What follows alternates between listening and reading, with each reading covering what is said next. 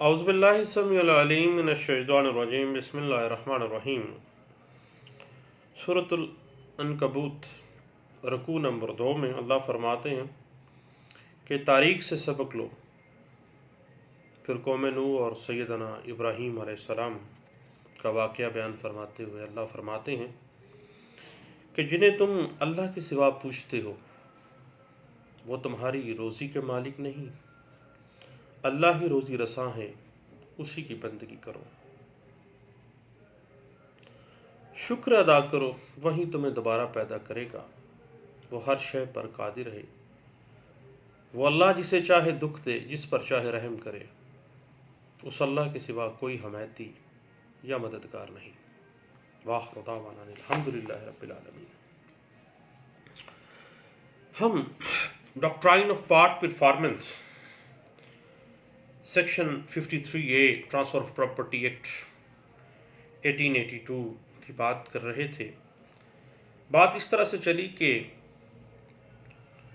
Part performance हमेशा contract to transfer immovable property पे ही अप्लाई होगी, और पार्ट परफॉर्मेंस की दूसरी जो शर्त है वो फॉर कंसिडरेशन है, यानी इमूवेबल प्रॉपर्टी फॉर कंसिडरेशन हो और मुंतकली गैर मनकूला जायदाद का जो कंसिडरेशन है, मुआवजा है, हमेशा दुरुस्त और बेहतरीन बदल होना चाहिए।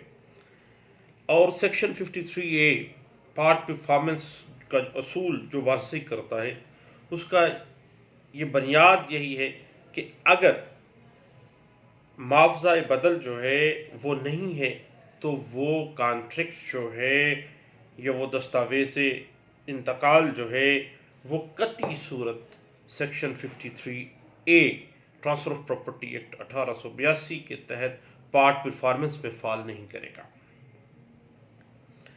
मसलन गिफ्ट्स जो हैं, गिफ्ट्स की बाबत अगर कोई मुआहदा हुआ है तो उसका पार्ट परफॉर्मेंस तो नहीं है।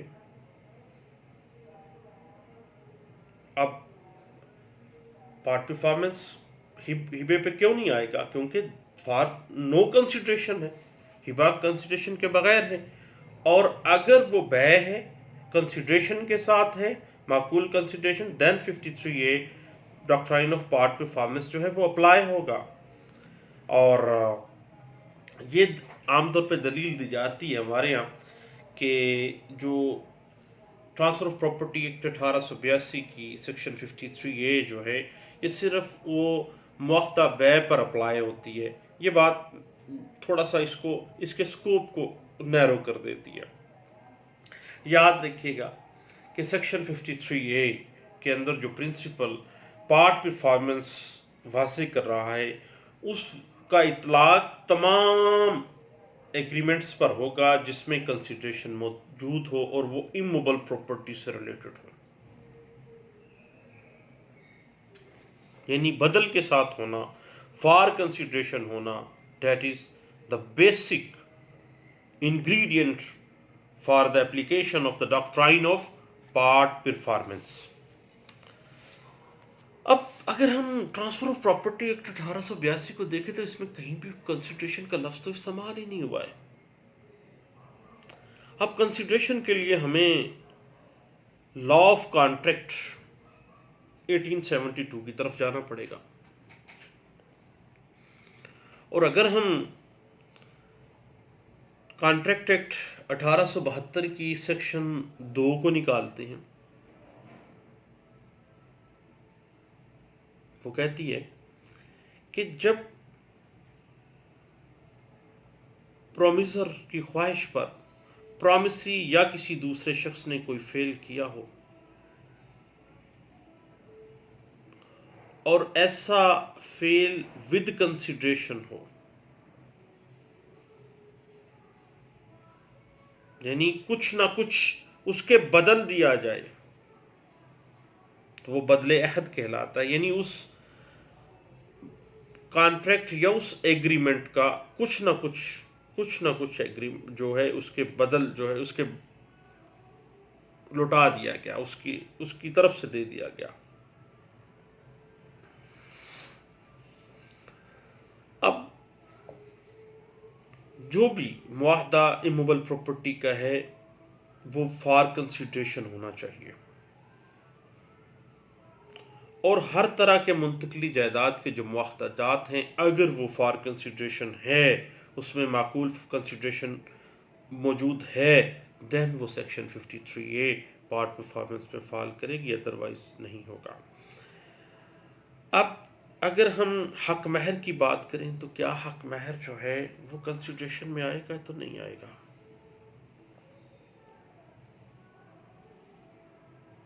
अब मोहम्मदन लॉ के तहत हक महर के मुआहदा पर भी बात तो वही आ जाती है,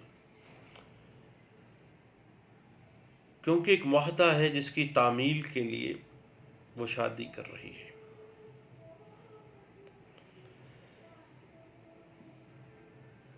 और बदल क्या है?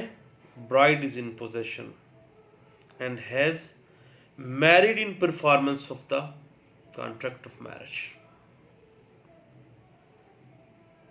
उसके बाद थोड़ा सा हम आगे चलें, इस बात की इंटरप्रिटेशन जो है ये 2019 तक इसकी हमें मिल जाएगी, और इसकी अगर हम बुनियाद में जाना चाहें तो all India reporter 1939 Allahabad high court का फैसला पेज 653 हमें इस बात के ऊपर इंटरप्रिटेशन दे देती है। इसके अलावा इसी बात को 2004 SCMR पेज 530 में और 2009 SCMR पेज 589 में भी डिस्कस किया गया है कि जिस भी कॉन्ट्रैक्ट की आप पार्ट परफॉर्मेंस की बात कर रहे हैं वो फॉर कंसिडरेशन होना चाहिए, फ्री का नहीं होना चाहिए, हिबा नहीं होना चाहिए। इमूवेबल प्रॉपर्टी फॉर कंसिडरेशन होनी चाहिए। उसके बाद जो तीसरी बात है that is the return contract, यानी इमूवेबल प्रॉपर्टी फॉर कंसिडरेशन, और जो कॉन्ट्रैक्ट होगा that should be in the return form.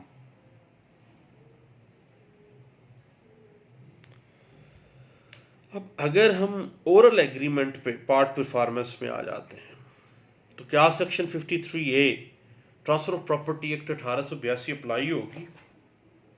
नहीं होगी। मुआहदा हमेशा तहरीरी होना चाहिए। ज़बानी मुआहदा जो है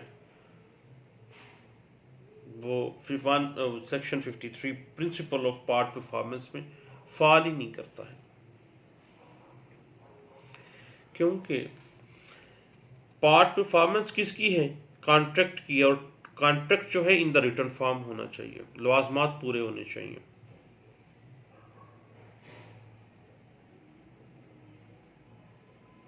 उसके बाद जो तहरीरी मुआहदा है that should be the signed agreement, यानी जिस मुआहदे की पार्ट परफॉर्मेंस की आप बात कर रहे हैं ना, वो ना सिर्फ तहरीरी होना चाहिए बल्कि मुआहदा करने वाले या उसके जो रिप्रेजेंटेटिव है उसकी तरफ से दस्तखत भी होने चाहिए, अदरवाइज उसकी 0/0 वैल्यू है।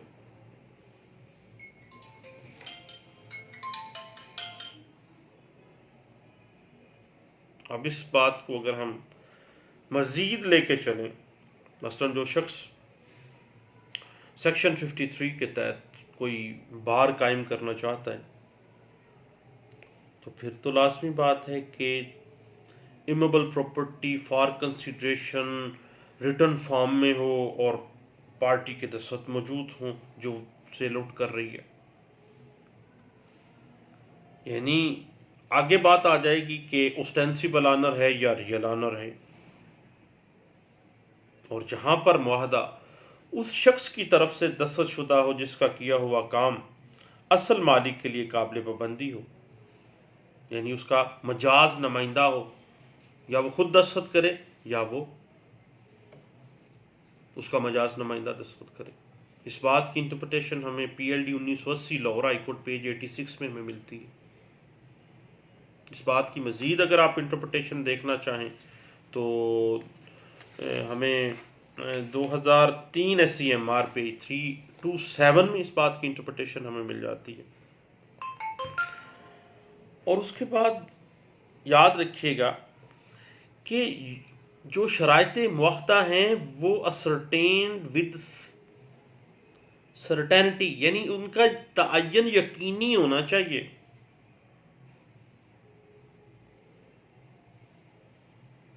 अब बात फिर वहीं पर रुकती है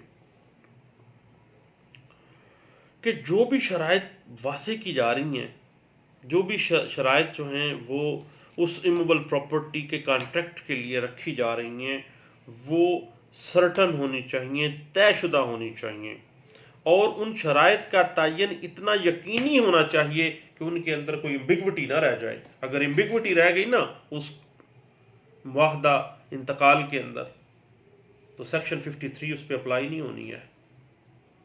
इस बात की मज़ीद आपने इंटरप्रटेशन देखनी हो तो आपको 2009 SCMR पेज 589 में आपको इस बात की इंटरप्रटेशन मिलेगी। अब पार्ट परफॉर्मेंस के कंसेप्चुअल स्टडी के मुख्तलिफ आस्पेक्ट्स पे हम बात तो कर रहे हैं, लेकिन चूँकि थोड़ा सा खुश्क मामला है, इसको अगर हम एकदम से करेंगे तो फिर हमें समझ नहीं लगेगी। इसको छोटे छोटे सेगमेंट्स में हम करते हैं, वो मेरे लिए भी आसान होगा, चाय शाय पीता रहूँगा साथ साथ, और आपके लिए भी आसान होगा कि छोटे छोटे सेगमेंट्स में जब दिल करे आप देखिएगा पार्ट वाइज। लें दोस्तों, अब पार्ट परफॉर्मेंस जो है एक अहम इशू है, असल प्रिंसिपल है। जब आप ट्रांसफ़र ऑफ प्रॉपर्टी एक्ट के हवाले से कोई केस कर रहे होते हैं, उसमें जो परचेज़र है वो कहता है कि जी ये पार्ट परफॉर्मेंस मैं की है और मैं जनाब हकदार हूँ उस प्रॉपर्टी का, तो फिर जो सेलर होता है वो बेचारा मुख्तलिफ मामलात पे देखता है। अब इन सारी चीज़ों को ये लीगली हम कहाँ स्टैंड करते हैं। अब ये इक्विटेबल रिलीफ तो है, लेकिन इक्विटेबल रिलीफ आपको पता थोड़ा सा खुश्क सा मामला है, क्योंकि इसमें बार बार प्रीवी काउंसिल और इंग्लिश कॉमन लॉ की बात आ जाती है, और उसमें जनाब हम उलझ के रह जाएंगे। तो फिर बातें चलती रहेंगी, इंशाल्लाह दोबारा मिलते हैं कुछ देर के बाद। थैंक यू, अल्लाह हाफिज़।